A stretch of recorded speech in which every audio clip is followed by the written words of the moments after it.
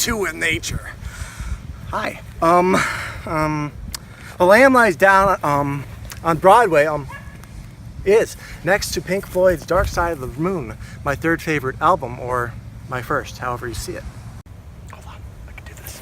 I can do this. This is good. This is good. This is good. This doesn't work. The story and lyrics don't make a stitch of sense, not enough to tailor a very small sweater like this one. But it's still my second favorite album, and perhaps the fourth best album of all time. Be Free. A lot of imagery and effort goes into making the fifth best album of the 70s, The Legendary Arctic. And that is why we're going to go into it in detail. And you're going to sit down and you're going to like it, because we're very nice people. And if you don't like it, then please say so in the comments, you smelly. What is that smell?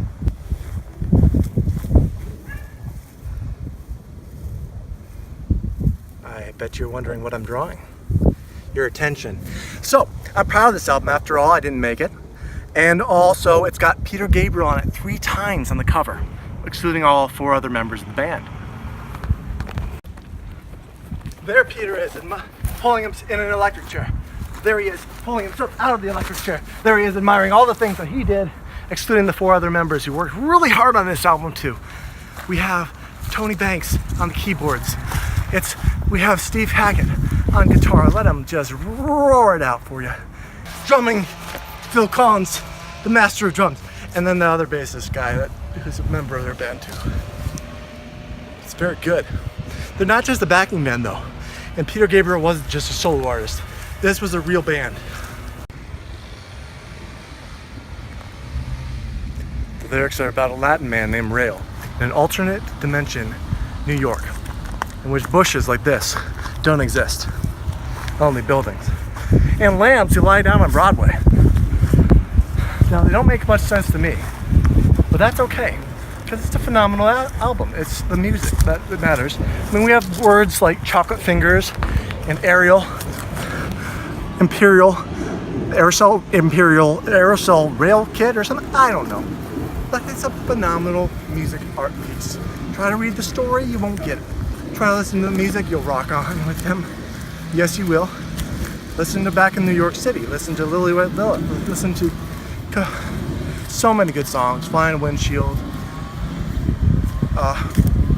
Broadway Melody, It, In the Cage, Colony of Slipperman. Better yet, do yourself a favor, listen to the whole album. Songs like Anyway. There's so many good songs on this album. There's like 20. And that's fantastic. It's a 4-side album. And that's why we're ending our Genesis reviews with this album, because I think this is the best. It may not be the best of them, but it's the best. For me! And that's what we're going to review right here. Now, even though it is replaced and set and done in New York, it's weird. It's one of the weirdest albums you'll ever listen to. It's unreal. It's fantastical. It's got these great imagery and it's a fantastic sound. And it'll take you out of this world, even though you are still in it. And Rael is going to pull you along with him on his quest to save his lost brother John. There's so many bugs out here. This album is a fantastic 2-song masterpiece. It may have 4 sides to the whole thing, but listen to it through. They go one song into the other. It just connects. And it is such a fun, almost like a read. I mean, it's horribly written, but the music is great.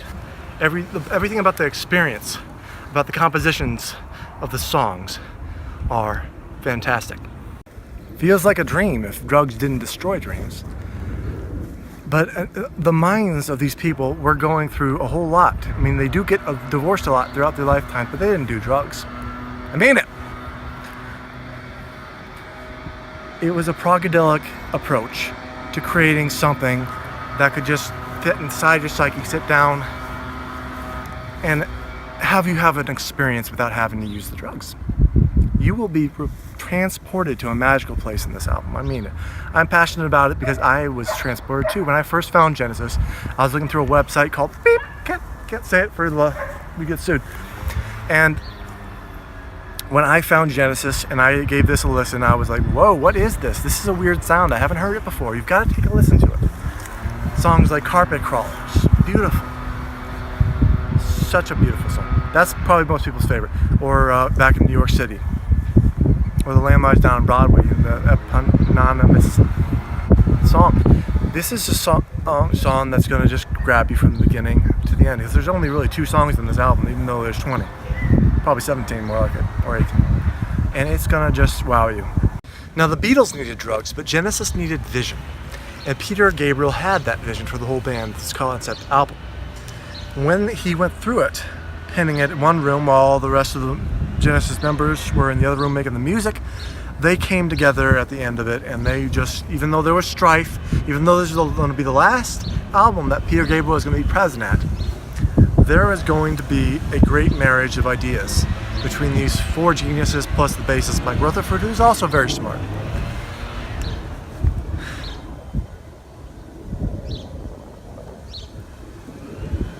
I love you so much. Now I listened to a lot of soft rock growing up. Not at all, actually. It was 90s music, which dare not speak of it. Video game music was good during that time, but listen, when I was getting into classic rock for the first time, it was Queen, Paul McCartney, Eric Clapton, Billy Joel, and Elton John. Those are the guys I was listening to. Then I got on that website called blah blah blah blah. I can't say it we don't want to get sued. And not a bad website by any means. It's just I don't want to advertise something that they get mad at us for and we cancel the video. Anyways, this changed my life. I heard the song Firth the Fifth for the first time. That's from Selling England by the Pound. I listened to the whole album Lamb Lies Down on Broadway. I didn't listen to any of the Phil Collins stuff yet, the popular stuff yet. I was into the Peter Gabriel mood. And I was listening to this Lamb Lies Down on Broadway in my headphones, and I was loving it. I heard the song, the Cocoon with the flute. I heard the flute and the Firth the Fifth. There was just, that's not in this album, but there's so many good songs. And I got hooked on this band, and I'm still in. I love them more than my 55-year-old dad. I don't love them quite as much as my 62-year-old father. They're a great power couple. But this is an album that you can just sit down and experience, and I really highly encourage you doing that. I give it a 9.9. All him, no one else was involved in this album. Is that a little bit selfish of you, Gabriel? Out of... I forgot the whole thing I was going to say, but it's a 9.9 out of 10. You can listen to it. You can enjoy it. I listened to the whole thing over and over again. It's got some instrumentals on it, and it's just got a lot of good beats. It's catchy. It's accessible, but it's still something that you can wrap your mind around and get something... Progadelic. It's prog. Prog really hooks me because it's something both strong-minded, you can get a lot out of it into your... I lock in the words because I'm just breathless. Lamb Lies Down on Broadway, you've taken my breath away. Marry me. This is all done, so I could propose to you. Marry me. I've only got 1 octave range, it's not much. But you know what? We can do this together. I'm so happy to be on TV. What I like about Prog is it's intellectual, yet at the same time it's experimental. But you can sit down to it, you can enjoy it in a nice little sitting, like you're reading a good book or watching a classy movie. At the same time, there are bands out there. Would you know it? Wouldn't you know it? Like Pink Floyd and Genesis and Rush, who are accessible at the same time that they are experimental.